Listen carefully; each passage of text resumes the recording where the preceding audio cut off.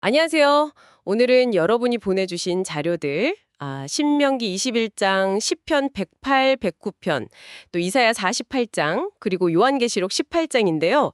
이걸 바탕으로 악이라는 주제, 이게 사실 쉽지 않은 주제죠. 좀 깊이 탐구해 보겠습니다. 네. 이 본문들이 악에 대한 하나님의 관점부터 시작해서 우리가 어떻게 반응해야 하는지, 그리고 그 끝은 어떨지 좀 다양한 각도에서 보여주거든요. 그래서 오늘은 이 자료들을 통해 악을 좀 이해하고 또 헤쳐나갈 실마리를 찾는데 집중해 보려고 합니다. 좋습니다. 성경에서 악이라는 게 그냥 뭐 잘못했다, 이 정도를 넘어서는 것 같아요. 그렇죠? 하나님의 질서에 맞서는 어떤 힘, 이렇게 그려지는데, 자, 그럼 이 네 가지 자료가 모여서 어떤 큰 그림을 그리는지 한번 같이 보시죠. 먼저 개인적인 고통, 여기서 시작해 볼까요? 시편이 이 부분을 아주 절절하게 다루는 것 같아요. 네, 맞습니다. 특히 시편 109편 같은 경우는요, 악한 사람들 때문에 정말 부당하게 고통받는 그 개인의 탄식, 이게 아주 생생하게 드러나죠. 근데 여기서 중요한 건 그 고통 속에서 뭐랄까 직접 복수하거나 그 미움에 빠지는 게 아니라요. 모든 상황을 하나님 앞에 다 쏟아놓는 겁니다.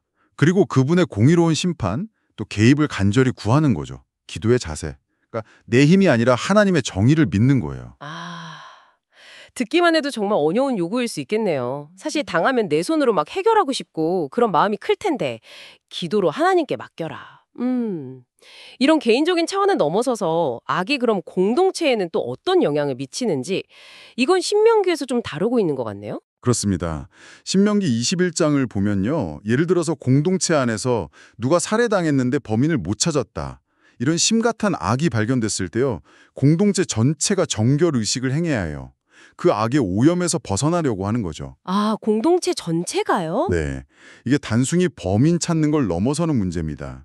공동체가 하나님 앞에서 거룩함, 그 도덕적인 순결함, 또 하나님께 구별됨, 이걸 지키려는 어떤 단호한 책임감을 보여주는 대목이에요. 악은 그냥 개인 문제가 아니고 공동체 전체의 영적인 건강하고 바로 연결된다. 이런 인식이 있었던 거죠. 공동체 전체의 책임이라. 이거 흥미로운 관점이네요. 근데요, 이렇게 공동체가 노력하고 개인이 기도하고 해도 이게 그냥 형식적인 게 될 수도 있잖아요. 그쵸? 겉으로만 하는 이사야서는 바로 이 부분을 좀 지적하는 것 같던데요? 정확합니다. 네. 이사야 48장은 겉으로는 신앙인처럼 보이고 제사도 드리고 하겠지만 마음은 하나님 떠나서 아주 완고한 상태. 그런 사람들을 향한 날카로운 경고죠. 네. 하나님께서는 이런 형식적인 믿음에는 진짜 평강, 그러니까 내적인 평화나 안식 이런 게 있을 수 없다. 이렇게 분명히 선언하십니다. 아주 단호하게요. 중요한 건 종교적인 행위 그 자체가 아니라는 거예요. 마음이 진실하게 돌아서고 하나님과 살아있는 관계를 맺는 것, 이게 핵심이라는 거죠. 겉모습이 아니라 중심을 보신다. 이런 말씀이군요.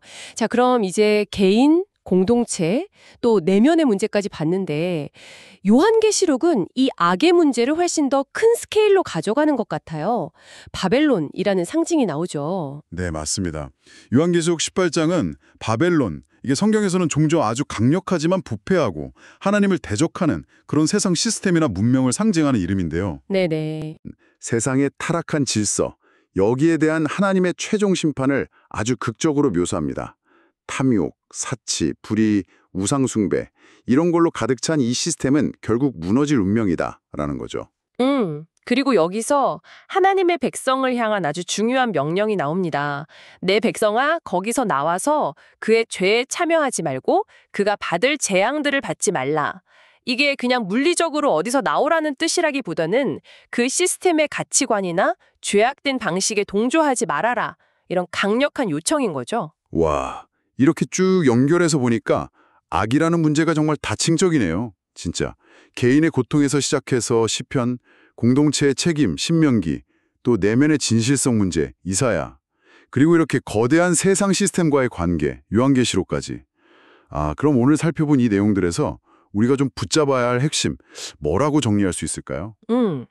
종합하면요, 이 본문들은 우리한테 악에 맞서는 좀 다각적인 자세를 요구하는 것 같아요.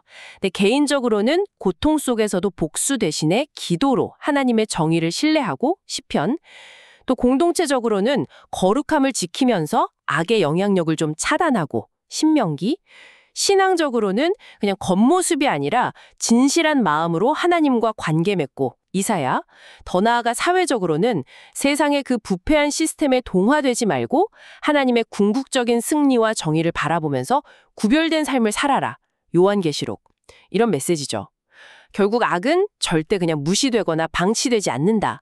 반드시 하나님의 공의 안에서 다루어질 거다. 이런 확신을 주는 겁니다. 네.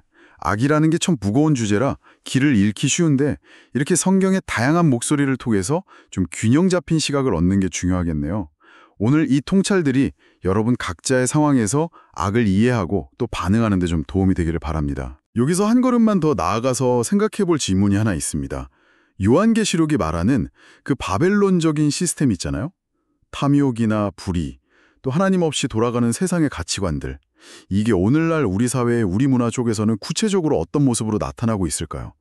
그리고 그 속에서 나와서 죄에 참여하지 않는 그런 구별된 삶이란 건 구체적으로 어떤 선택과 행동을 의미할까?